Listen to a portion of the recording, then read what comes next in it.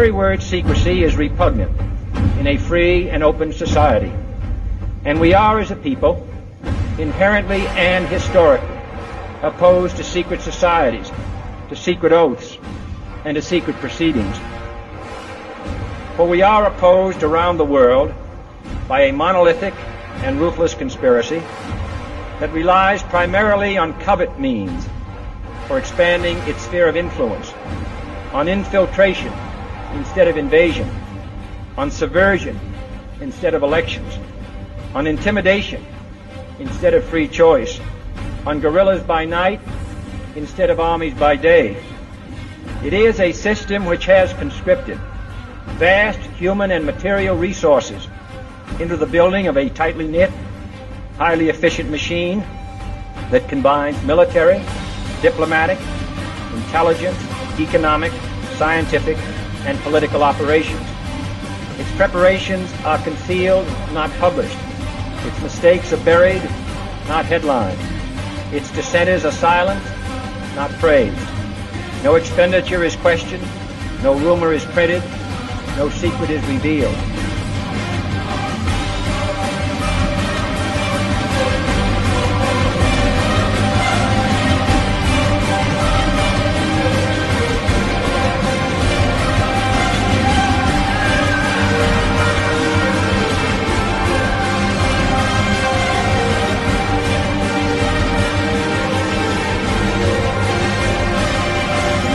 $1 question here is, who in the world was JFK talking about? I mean, obviously he wasn't talking about Freemasonry, because all their dirty laundry, all their secrets have been coming out for almost the last 30 years. He couldn't have been talking about the Church of Satan, because it's too obvious who they worship. Skull and Bones, maybe? Illuminati? Up until recently, one could say that maybe he was talking about these societies, but then started making movies about him and blew all that stuff out the water. So who was he talking about? Is there really a secret society that's trying to take over the entire world, or is it all just a conspiracy theory? If you asked Tupac this question when he was alive, he would tell you it was a conspiracy theory. For you to believe it, you had to be a fool. I plotted every single step from this to this. Right. You know what I mean? Everything was plotted. It's L that you that called Illuminati, because that's really what the Illuminati is on. That's why I put the K to it. Because I wanted the niggas telling me about this Illuminati while I'm in jail, right? Like, the dollars. Right. That's another way to keep your self-esteem low. That's another way to keep you unconfident. Right. And I'm putting the K because I'm killing that Illuminati.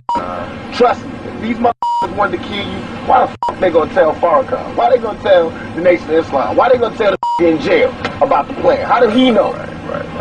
How did it leak to him? Who told him? Who told him? The Pope? Who? Because they like the Pope and the money. Oh, come on, man. Get the fuck out of here. You so thinking about the money, you're not getting the motherfucking money. Get the money. I don't give a fuck who face on there. You know.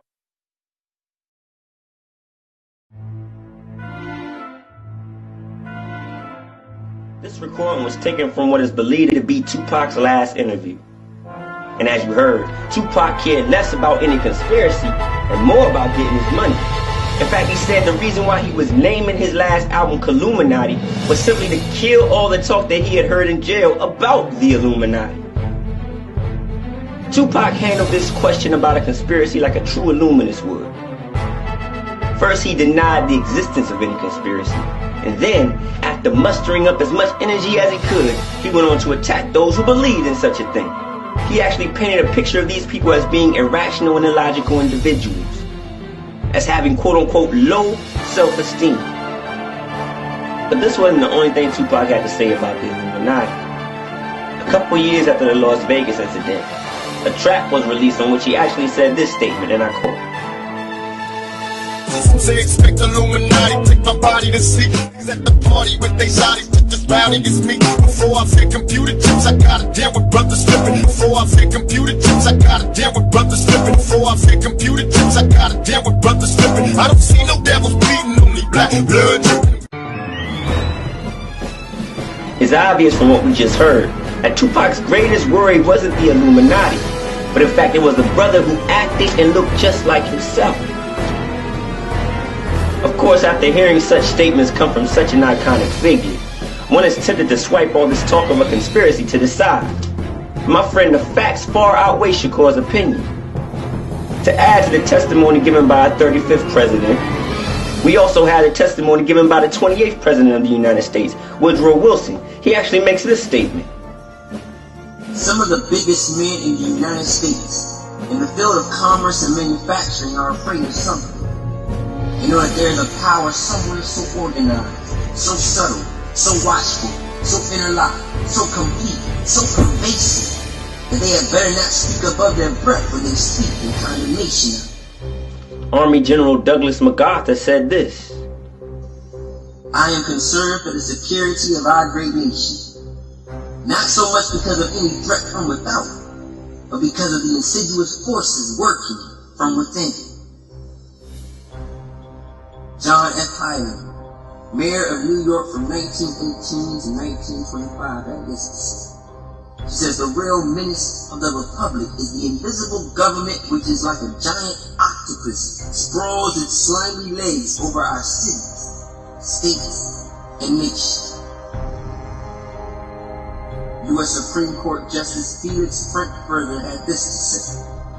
He says the orders working and involvement in America is immense. The real rulers of Washington are invisible and exercise power from behind the scenes. Even high-ranking members of secret societies admitted that behind the scenes there is a greater force at work. A greater force that even controls their affairs. Giuseppe Mazzini, a contemporary of Albert Pike, was one of the most influential Illuminists of the 1800s. He was responsible for the initiation of Madame Blavatsky into the Illuminati in 1856. He was also the founder of an organization known as Mazzini's Association for Insurrection and Assassination, what we know today simply as the Mafia. He says this: we form an association of brothers in all points of the globe. We wish to break every yoke, yet there is one unseen that can be hardly felt. Yet it weighs on us.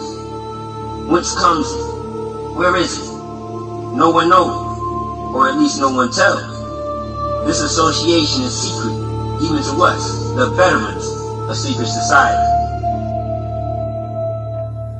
Now that we've established the fact that there is a conspiracy afoot, that it's not just some ploy to keep our self-esteem low, some ruse to keep us unconfident, it's now time to unmask the face behind this invisible government. Who is this mysterious order whose workings can be felt in every aspect of society? Who is this secret society that stands at the head of all secret societies? For the answer to this question, we first turn to American historian James Parton. He says this: there are still old ladies, male and female, about the country who will tell you with grim gravity that if you trace up masonry through all its orders till you come to the grand tip-top head mason of the world, you will discover that the dread individual and the chief of the Society of Jesus are one and the same person. This quote-unquote Society of Jesus is no Society of Jesus at all. In fact, it's a society that was created by an occultist by the name of Ignatius Loyola. The members of the society individually are invisible, unseen, unnoticed, but collectively, as an organization, they are simply known as the Jesuit